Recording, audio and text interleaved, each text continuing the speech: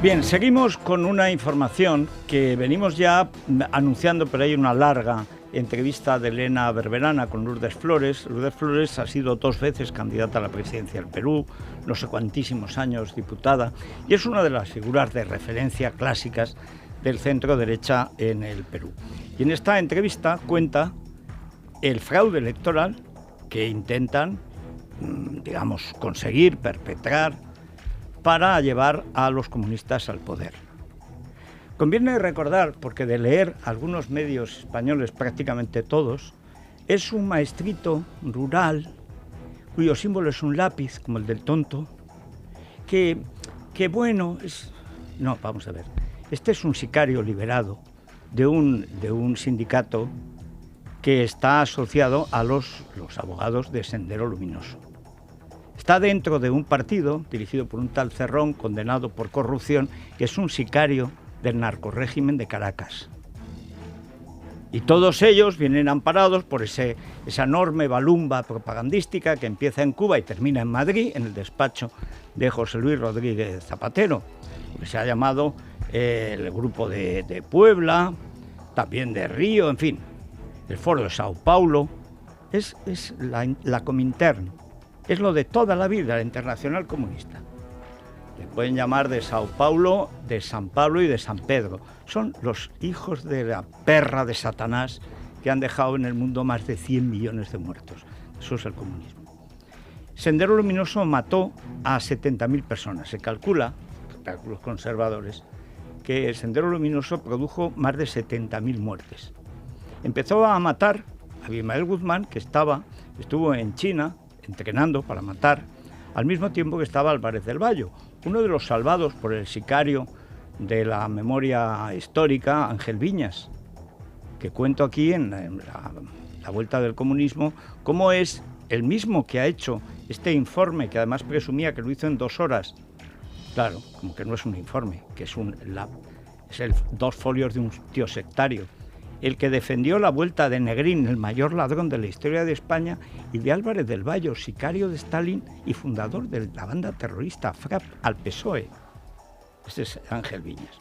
Bueno, pues al mismo tiempo que Álvarez del Valle era el primer sicario de Mao Zedong en Occidente, porque a él lo que le gustaba era la dictadura, el crimen y cobrar, pues estaba Abimael Guzmán aprendiendo a matar gente.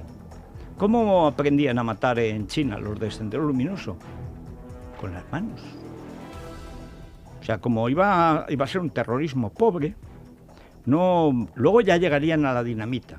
Pero básicamente el terrorismo en Perú, desde 1980, justo el año en que vuelve la democracia al Perú, ese mismo año empiezan a matar. ¿Y cómo mataban? Mataban con las manos, mataban con cuchillos. Es lo que aprenden en China, matar con un bolígrafo, con un dedo, con una rama de árbol. El terrorismo pobre. Y luego la dinamita, porque es que Perú, como son esos montes, son todo minas. Y hay dinamita, pero vamos, por todas partes. Y así mataban, no hacía falta que tuvieran fusiles, te pegaba un cartuchazo de dinamita y a otro barrio. Las matanzas de Sendero Luminoso fueron terribles, salvajes. Y para reprimirlas llegó el ejército. Bueno, vayan ustedes ahora a Netflix y verán que hay 7 u 8 películas sobre las atrocidades del ejército que no son nada al lado de las de Sendero, por 1 o 2 de Sendero Luminoso. Se creó una comisión por la paz y la reconciliación, que en lugar del terrorismo comunista, que es lo que era Sendero Luminoso, le llamaban conflicto armado. Conflicto armado, como no sé, como si fueran 2 ejércitos iguales, de un régimen similar, es decir, ahí es donde los abogados de Sendero Luminoso ganaron la batalla. ¿Dónde? En la universidad y en los pasillos. Carlos Iván de Gregory, ahora ya fallecido, que es el más brillante de su generación, de los universitarios, pero que era maoísta, era de otro grupo como Sendero Luminoso, también, que se llamaba Patria Roja, también en Cuzco. Cualquiera que haya estado en Cuzco, yo estaba en Cuzco, tú ves, dice, mira, pues ahí estaba Abimael Guzmán y sus alumnos. ¿De dónde sacaba, aparte de universitarios? Los sacaba de los institutos, con 15, 16 años. Sendero Luminoso es una organización extremadamente criminal que debutó, dirigida siempre, Abimael Guzmán era el amo, era el chulo, era como el de Galapagar, ¿no? Pero de Cuzco. La primera etapa de Sendero Luminoso la dirigió su primera mujer y la segunda, que es con la que al final lo pilla la policía. Pero es que, claro, al Sendero Luminoso, Abimael Guzmán lo pilla Fujimori. Lo pilla el gobierno de Fujimori. Entonces, lo que se ha enfrentado en estas elecciones era el terrorismo y los que capturaron al terrorismo. Porque la democracia fue incapaz. ¿Y por qué fue incapaz? Porque los jueces estaban muertos de miedo, comprados. ¿Por quién? Por la estructura de abogados de Sendero Luminoso, que son los que mandan el partido del Cerrón, de los que este pobre Castillo, que es semianalfabeto, es un monigote. Detrás, ¿quién está? Pues está Sendero Luminoso, por supuesto Caracas, Cuba y las FARC. Y Evo Morales, porque hay una relación directa entre la zona sur de Perú, la zona de cocalera, con los cocaleros cuyo jefe de los cocaleros es Evo Morales. Esta es la realidad del Perú. Hay que decir que por la estupidez de la derecha peruana, por la incompetencia de sus dirigentes, por la vanidad inmensa, Perú tiene unos dirigentes muy brillantes, pero con un ego que no cabe en los Andes. Entonces han sido incapaces de hacer una asociación con un candidato de consenso que representara a toda la derecha. El siniestro sujeto este de Sendero, el del lápiz, este tío sacó el 19% de los votos. ¿Y cómo puede ganar las elecciones un tío? Además que la mayoría de Perú está contra Sendero Luminoso, ocultando lo que hay en Sendero Luminoso y luego robando las elecciones. Yo cuento aquí también cómo robó las elecciones Maduro a Capriles, exactamente a la misma hora, a las 4 de la mañana, que robaron en 4 estados las de Trump. Pero es que en Perú, y en esta entrevista de Elena Berberana, a Lourdes Flores, da 3 cosas que son inequívocamente fraudulentas. Firmar actas a alguien que no estaba en las mesas, que no tenía por qué estar, es decir, firmas falsas. Segundo, que en mesas donde la derecha ha llegado incluso a ganar, no haya en la segunda vuelta, en la misma mesa, ningún voto de derechas, todos comunistas.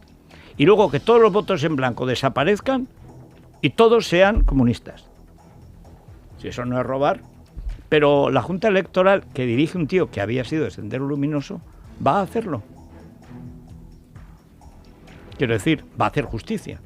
Hay casi 300.000 votos reclamados por Keiko Fujimori. Casi 300.000. La diferencia legal supuesta es de 44.000. Es decir, son 6 veces más los reclamados que la victoria o la ventaja que se le atribuye oficialmente a este tío. Hay zonas donde con amenazas de muerte, eran ahuyentados los que querían vigilar la limpieza del escrutinio, toda la zona sur del Perú, la zona de Sendero y de la coca. Bueno, entonces leen ustedes los periódicos españoles y parece que es normal. ¿Cómo va a ser normal robar las elecciones una y otra y otra y otra vez? La frase es exactamente la misma contra Keiko Fujimori que se usaba contra Trump. No hay ninguna prueba. ¿Cómo que no hay ninguna prueba? Si hay 800 mesas. ¿Cómo que no había ninguna prueba? Si había 4 estados que decían que no estaban de acuerdo con lo que había pasado. Ninguna prueba, modelo comunista. O sea, no cedas ni esto. Porque como digas que hay un estado al menos, en 50 estados no va a haber uno donde haya trampas. No, ninguno. ¿Ninguna mesa en Perú? Ninguna. Ese es el modelo comunista. Lean ustedes el ABC, lean ustedes El Mundo, lean, no digo El País, siempre al lado de la escoria más escoria. Pues ahí está. En fin, conviene que al menos en algún medio en España, donde viven muchísimos peruanos y donde aquí nos siguen mucha gente desde Perú, pues sepan que quieren robar las elecciones. Y que no hay otra manera de contarlo, que quieren robar las elecciones. Y van camino de conseguirlo. El Jurado Nacional de las Elecciones en Perú advierte que no va a proclamar presidente a Pedro Castillo hasta que se resuelva la denuncia presentada por Keiko Fujimori. Con el 100% escrutado, Castillo aventaja a Fujimori en 44.000 votos. La candidatura de Fuerza Popular ha recurrido 200.000 sufragios, cuya irregularidad está probada, según denuncia en Libertad Digital la excandidata a la presidencia Lourdes Flores. Este fraude electoral se habría perpetrado en las zonas rurales proclives a Castillo y con escaso control. Los fujimoristas denuncian que el Foro de Sao Paulo y el Grupo de Puebla están detrás del robo electoral. Mientras tanto, la Fiscalía investiga a Vladimir Cerrón, fundador de Perú Libre y hombre fuerte en Lima, de Caracas y La Habana, por traficar con permisos de conducir y otros trámites. Cerrón habría intentado paralizar esta investigación para que no salpicase una cita electoral ahora cuestionada por fraude. Escuchamos a la que fuera candidata a la presidencia, Lourdes Flores. Ha hecho un análisis de la firma del señor Leodán Fernández Guevara, ¿no? Entonces, está la firma del señor Leodán Fernández Guevara, que era el presidente de la mesa. Se presentó una comparación con la firma del RENIEC y la conclusión del perito es que es una firma falsa. Que lo que hay que demostrar es que la existencia de una firma falsa es a su vez la demostración de un comportamiento electoral que habría, como señalo, aumentado votos al candidato Castillo, distorsionando el resultado electoral. Esta es la cuestión de fondo. Los mecanismos son más sutiles que cuando robó, que lo hizo al modo de Estados Unidos. Cuando cuento yo en la vuelta al comunismo cómo le roba Maduro la victoria a Capriles, que es muy sencillo. Se va la luz a las 4 de la mañana cuando va ganando Capriles y cuando vuelve la luz está ganando Maduro. Pero es que hay una sala de control donde está precisamente el hermano de Delcy, Jorge Rodríguez, y Diosdado Cabello, el jefe del narcotráfico según la DEA en todo el área del Caribe, el de con el mazo dando. O sea, un animal. Un narcoanimal. Y el hermano de Delcy. O sea, cuando llega Delcy aquí y deja 40 maletas y a cambio se le dan 50 millones a la compañía de Delcy, Plus Ultra, pues hombre, es que estamos metidos de hoz y coz, este gobierno está metido de hoz y coz con el narcotráfico de Caracas. Es que el abogado de los narcotraficantes es el novio de la fiscal general del Estado. Es Baltasar Garzón. Real prevaricador. Expulsado de la justicia por prevaricación. Vayan ustedes a evacuar una consulta con Garzón, pero vayan con 1 o 2 millones de euros, porque si no, ni los recibe. ¿Para qué? Pues para corromper fiscales, naturalmente. Es que está pasando en todas partes. O sea, la ola comunista, que está prácticamente anegando Iberoamérica, se están salvando de momento, digo de momento, prácticamente Brasil y Ecuador, porque en Colombia un presidente sin autoridad ha retirado él la estatua de Colón, que da nombre a su país. ¿Y cómo le van a llamar ahora? ¿Cocalombia? Porque manda ahí la coca de las FARC. ¡Qué vergüenza!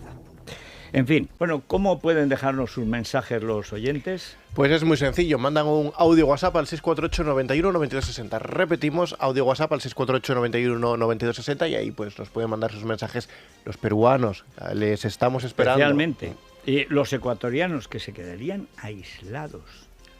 Colombia en una especie de guerra civil tolerada por un gobierno de eunucos, parece Mariano Rajoy y Iván Duque. Bueno, Venezuela, con el dinero del narco, ahí manda Irán, Hezbollah, o sea, China, Rusia, cualquiera menos Venezuela. Cuba en su cubanidad, es decir, en el terror. Argentina mandando asesores, psicoterapeutas criminosos.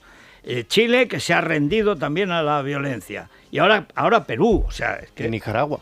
Bueno, Nicaragua, ahí matan todos los días. Por cierto, se le olvidó a Falconetti decirle a Biden que él también está en contra de que encarcelen a la oposición, que una semana antes Estados Unidos había adoptado las sanciones más duras que contempla su legislación contra un país extranjero, contra el régimen de Daniel Ortega. Dice que estuvo en Centroamérica y que venía preocupado por la economía. Y llevan 5 candidatos de la oposición detenidos. En fin, bueno, pues que nos dejen aquí su mensaje y este será su consuelo, porque no podemos hacer más, excepto enredar. Vamos a la tertulia.